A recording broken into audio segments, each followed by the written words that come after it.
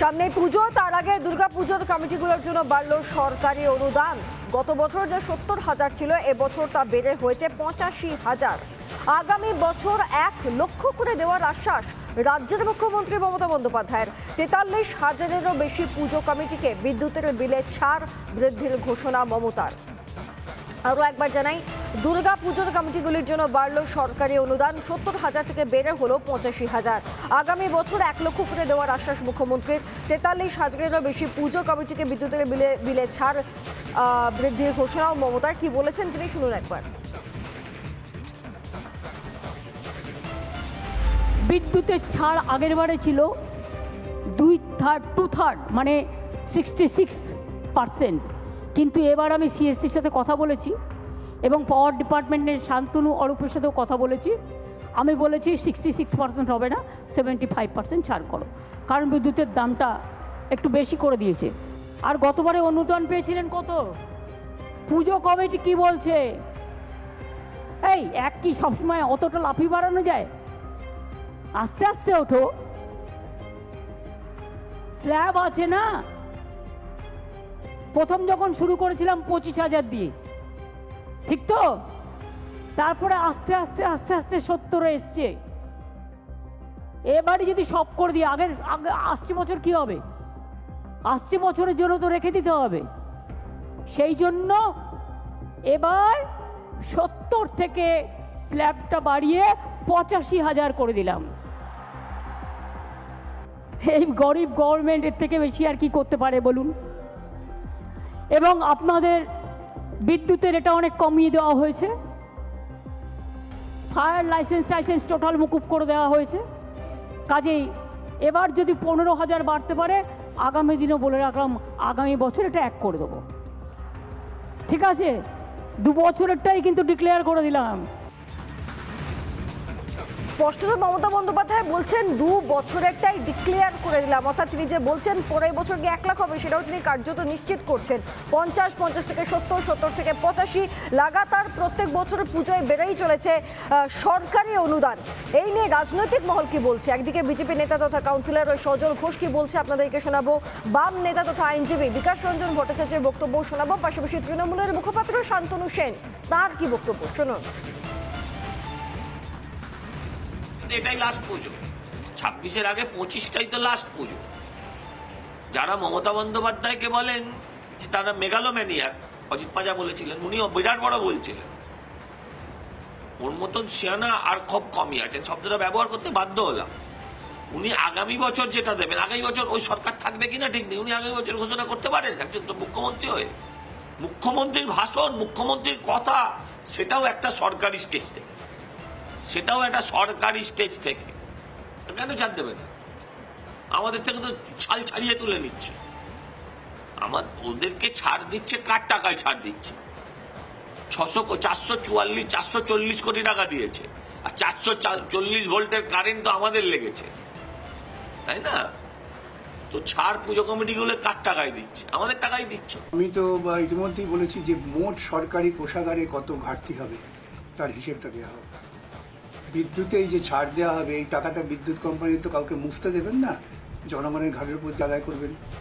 ইতিমধ্যে বিদ্যুৎ company electoral বন্ডে প্রচুর বেআইনি টাকা মমতাকে দিয়েছেন, তার বোঝা আমাদের বইতে হচ্ছে। এই সরকারি কোষাগার থেকে যে এই টাকা যাচ্ছে তা প্রকৃতপক্ষে সুপ্রিম কোর্ট বলেছেন যে পাবলিক ইন্টারেস্টে সেই টাকা খরচা করতে হবে। কিসের পাবলিক ইন্টারেস্টে? পুজো কখনো পাবলিক ইন্টারেস্ট হতে পারে না, এই সম্পূর্ণ ব্যক্তিগত আচরণ বা পাড়াগত আচরণ। আসলে উনি চাইছেন এই যে প্রশাসনটাকে একেবারে ধর্মীয় আবরণে আবৃত করতে। অতীতে আমরা দেখেছি ক্লাবের নামে রাজনীতিকরণ, আর মমতা ব্যানার্জি তো কোনো দুর্গাপুজো কমিটিকে বলেননি যে এই পুজো কমিটিতে আমার তৃণমূলের নেতারা থাকলে তবেই টাকা দেব। কিন্তু পরিষ্কার আমরা গতকাল বিজেপিদের বলতে শুনেছিলাম, তারা বলেছিল যে আমরাও টাকা দেবো, কিন্তু আমাদের মণ্ডলের নেতাদের পুজো কমিটিতে রাখতে হবে। আসলে ক্লাব সংগঠনগুলোকে উজ্জীবিত করবেন। মমতা ব্যানার্জি যখন আগে ক্লাবগুলোকে টাকা দিয়েছিলেন, তখন বিরোধীরা বলেছিল এই ক্লাবগুলো নাকি মদ মাংস খেয়ে টাকা নয়ছয় করবে, কিন্তু প্রচুর ক্লাব নিজেদের সদর্থক ভূমিকায় ভালো ভালো কাজ করে এটাকে মিথ্যা প্রমাণ করে দিয়েছিল। সুতরাং যুব সমাজকে একদিকে যখন উন্নত করার চেষ্টা, অন্যদিকে এত বড় সর্বশ্রেষ্ঠ উৎসব দুর্গোৎসবকে যখন একটা আন্তর্জাতিক স্তরে মমতা ব্যানার্জি নিয়ে যাচ্ছেন, সেই জায়গাটায় এই বাংলা বিদ্বেষী বিরোধীদের গাত্রদাহ হচ্ছে। তাই বাংলা বিরোধী বিজেপি এই ধরনের কুৎসা করছে। একদিকে পুজোয় অনুদান বেড়ে হয়েছে 85,000, অপরদিকে পুজোর থিমে নিয়ন্ত্রণ করছে তৃণমূল কংগ্রেস। এবার পুজোর থিম জানাতে হবে পুলিশকে থিম জানানোর নির্দেশ রাজ্যের মুখ্যমন্ত্রীর। পুজো কমিটিগুলিকে নির্দেশ মুখ্যমন্ত্রীর। চমক দিতে গিয়ে এলাকা স্তব্ধ করা যাবে না বলছেন মমতা বন্দ্যোপাধ্যায়। এবার কি দুর্গাপুজোর থিমেও নিয়ন্ত্রণ? প্রশ্ন বিরোধী মহলের। ভিড় এড়াতে নাকি রাজনৈতিক উদ্দেশ্যে নির্দেশ, উঠছে প্রশ্ন। রাজ্যের মুখ্যমন্ত্রী কি বলেছেন শুনুন।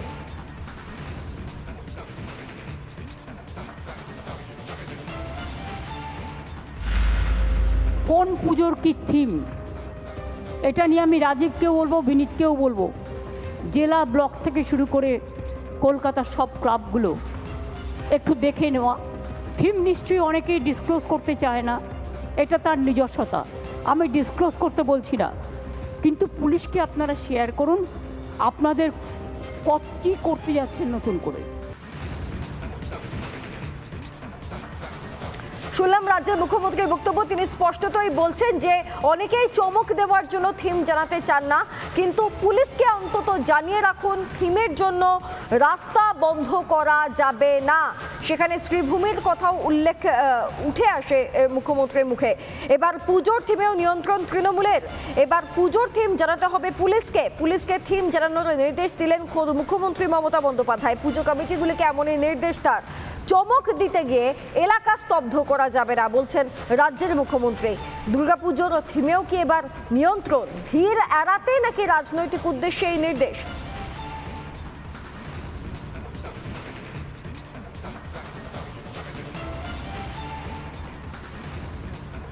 এই মুখ্যমন্ত্রীর এই বক্তব্য নিয়ে রাজনৈতিক বিশ্লেষক রাজা গোপাল ধর চক্রবর্তীর বক্তব্য আমরা একবার শুনবো।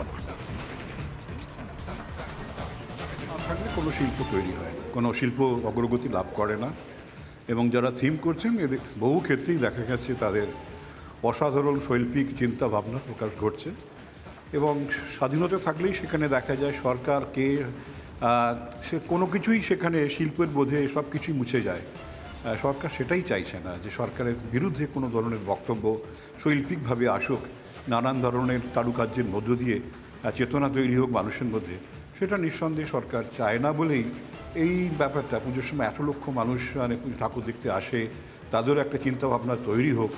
সরকার চাক সবাই একই ভজনায় লিপ্ত থাকুক, সরকার এটাই চায়। শুনলাম রাজনৈতিক বিশেষজ্ঞের বক্তব্য। তিনি বলছেন যে কোথাও না কোথাও গিয়ে স্বাধীনতায় হস্তক্ষেপ হচ্ছে। এর পাশাপাশি রাজনৈতিক মহল থেকে কি বলা হচ্ছে, বিজেপি নেতা সজল ঘোষ এবং আইনজীবী তথা বাম নেতা বিকাশ রঞ্জন ভট্টাচার্যের কি বক্তব্য আমরা আপনাদেরকে শোনাবো। থিমই বলে দেবো, তাহলে থিম বললাম কেন? যদি আমি থিমই বলে দেবো তাহলে আর থিম বললাম কেন?